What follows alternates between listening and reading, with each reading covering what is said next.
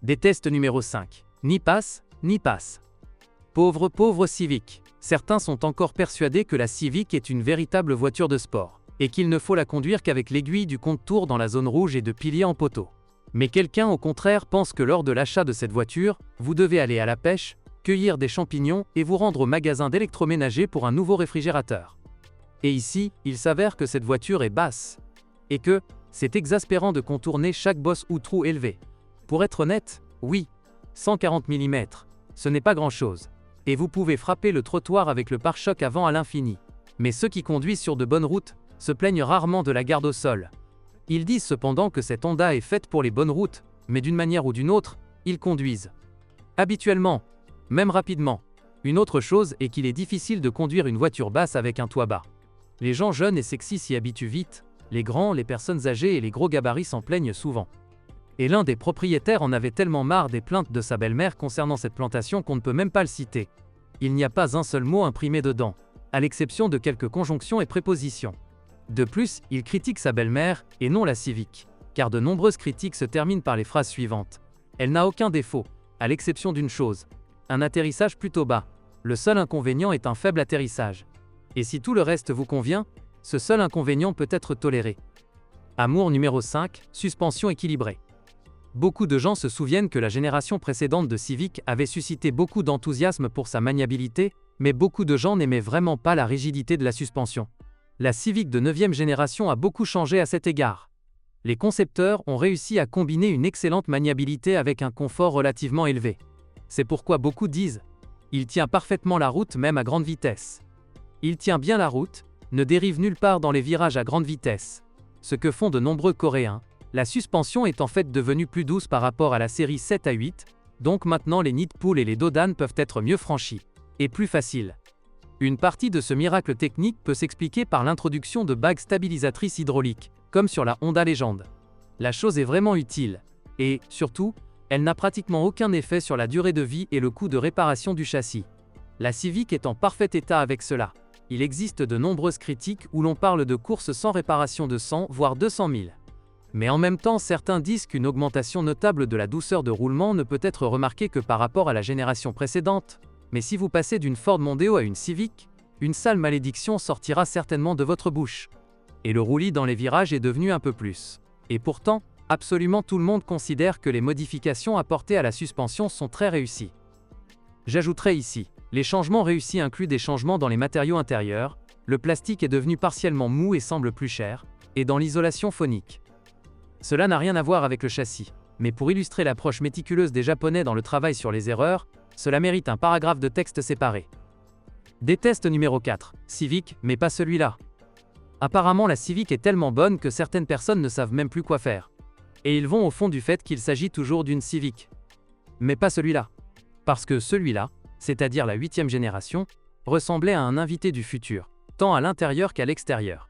Et comparé à la Civic à Aion, le Millennium Falcon de Han Solo ressemble à un œuf. Malheureusement, la Civic de 9e génération a perdu une partie de son charme cosmique. En voici quelques-uns qui s'indignent. J'avoue, quand j'ai vu une photo de cette voiture il y a 2 ans, j'ai, comme la plupart, pensé « c'est quoi, c'est nul ». Et quelqu'un écrit plus précisément « le design des générations précédentes est devenu trop ancré dans la conscience ». Certains ont essayé de ne pas regarder derrière la Civic, car ce n'est que, après avoir parcouru 200 km, que j'ai arrêté de cracher sur son arrière ennuyeux. C'est bien que la poupe ne soit pas visible pendant la conduite. Cela ne veut pas dire que l'inconvénient est grave, mais ceux qui étaient habitués aux anciennes Civic n'ont pas immédiatement aimé la nouvelle. Du moins en externe. Amour numéro 4, l'optique de la tête. Je vais être honnête, je ne comprends pas très bien ce qui a provoqué un tel enthousiasme à propos de la Civic Light. Apparemment, en 2012, beaucoup ont été trop impressionnés par le Xénon, et quelqu'un est passé de la 8e à la 9e génération et a été un peu choqué que la voiture puisse bien éclairer la route. Bien entendu, nous ne parlons que de Xénon, les phares halogènes laissaient complètement indifférents, mais beaucoup de gens parlent du Xénon. La lumière des phares au Xénon, uniquement en configuration EXE, est magnifique. Non pas parce qu'il est brillant, mais parce qu'il ne se disperse nulle part. À plusieurs mètres de l'obstacle, on a l'impression que la nappe de lumière a été coupée horizontalement avec un couteau. Il y a l'obscurité totale en haut, la lumière vive en bas. Ou un peu plus court, je n'ai jamais rien eu de pareil auparavant. Hélas, la joie ne dure généralement pas longtemps. Les lentilles de nombreuses voitures ont grillé assez rapidement, et le bonheur a pris fin. Mais en tout cas, les optiques au xénon de la Civic ont plu à tout le monde. N numéro 3, AKP. Encore un point difficile. La boîte d'arbre Honda est intéressante et originale en soi, mais l'essentiel est qu'elle a la réputation d'être indestructible. Et tout irait bien, sans la prévenance d'une telle machine. La commutation rapide n'est pas son truc. Par conséquent, l'épithète la plus couramment utilisée en relation avec la boîte est un peu offensante. Stupide. Et ces phrases « la machine est stupide »,« la machine est stupide » sonnent comme des mantras. Même si certains précisent encore « la machine est ancienne, mais elle ne casse pas ». Pour la défense de la boîte, il faut dire que le conducteur moyen possédant une boîte automatique sera plus satisfait que déçu. La plainte la plus courante à ce sujet vient des pilotes de maman qui pensent que conduire une Honda trop lentement est une véritable honte.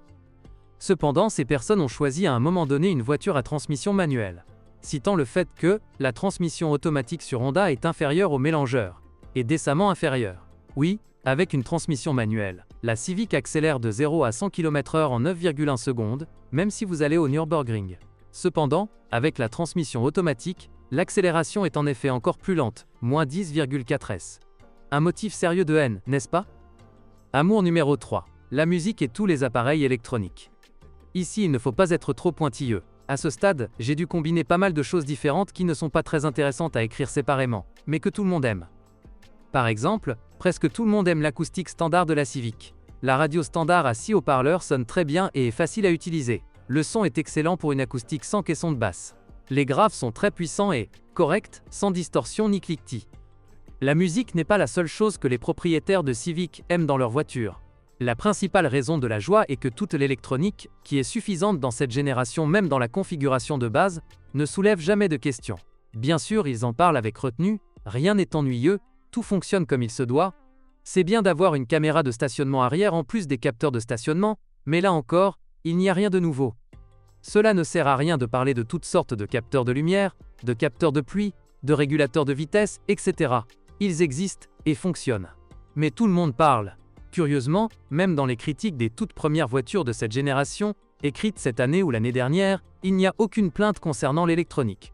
Elle fonctionne de manière très fiable, sans panne mineure fréquente. Et c'est bien. Déteste numéro 2. Bien sûr, ce n'est pas idéal. Les propriétaires de Civic sont très ennuyés par le fait que leurs voitures, bien sûr les meilleures au monde, présentent encore des défauts auxquels ils doivent faire face. Il n'y en a pas beaucoup, mais ils existent. Par exemple, la qualité de la peinture. Laissons la parole aux propriétaires. Le point négatif, c'est la peinture. Au 50e 1000 km/h, j'ai dû peindre le capot, car il était tout couvert d'éclats et commençait à fleurir. Couche de peinture fine, 90 microns, 110 microns. La peinture se détache en petits éclats, mais l'après tient le coup. Le deuxième reproche concerne la durabilité des matériaux intérieurs. Le volant a commencé à se décoller à 90 000. Les poignées de porte se sont décollées à 70 000. Le cuir du volant était effiloché ici et là, mais il ne s'effilochait pas. Uniquement des scories complètes, le matériau des poignées de porte de la cabine. Oblé dans 4 ans. Il y a un matériau doux au toucher. Très agréable, mais de courte durée.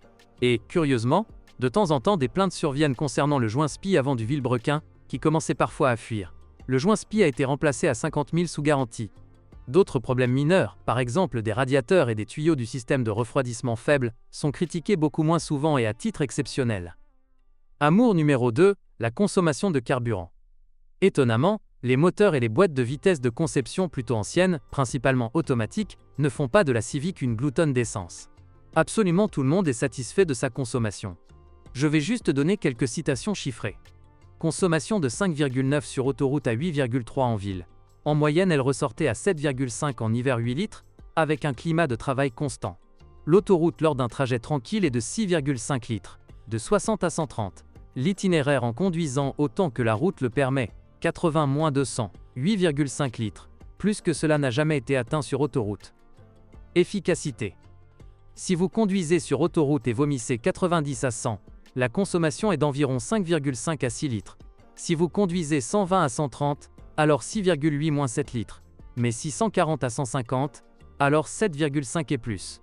Ce sont des indicateurs très respectables. Et ce à quoi il convient de prêter attention, c'est qu'aucun des propriétaires ne jette le poing sur l'orateur et ne lui crie qu'il ment. Et en fait, la Civic mange 15 litres sur l'autoroute. Tous les propriétaires sont d'accord. La consommation d'essence de la Civic est très humaine. C'est particulièrement étrange de voir cela, compte tenu des particularités de la mentalité des conducteurs Honda.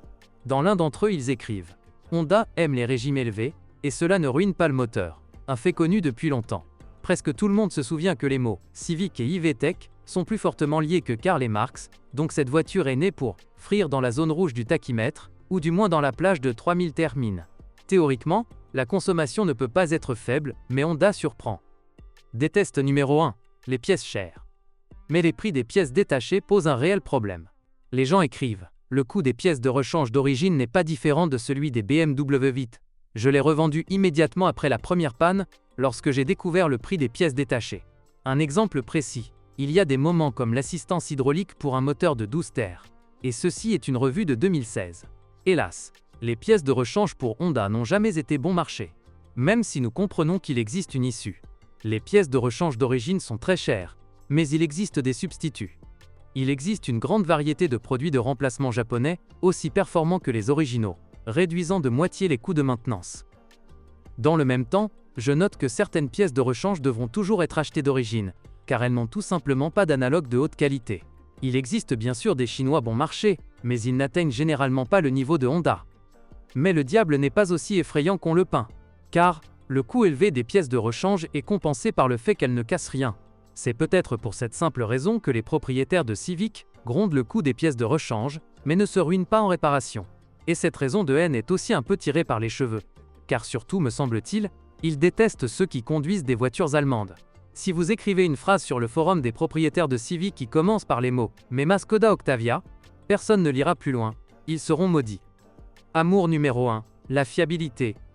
Je voulais une sorte d'intrigue, mais ça n'a pas marché. Le meilleur de la Civic est banal. Oui, c'est la même qualité, vraie japonaise, ou impériale, qui a déjà été dite des milliers de fois. Vous ne pourrez rien lire de nouveau ici. Pendant que je possédais cette voiture, quelque chose s'est cassé. Rien ne s'est cassé. La voiture n'est jamais tombée en panne. Je conduis depuis 6 ans, la voiture ne m'a pas laissé tomber une seule fois pendant cette période. Seulement les consommables et l'entretien, c'est toutes les dépenses. La voiture est vraiment sans problème, très fiable. J'ai vendu la voiture avec un kilométrage de 276 000 km avec la suspension d'origine. Pleinement. Même les blocs silencieux et les amortisseurs sont tous d'origine. Eh bien, puisque même les blocs silencieux. Il n'y a probablement rien à ajouter ici. La fiabilité est la principale caractéristique de la Honda Civic. Désolé de vous décevoir, mais c'est comme ça. Il ne reste plus qu'à envier et à se réjouir en silence pour les propriétaires de ces voitures.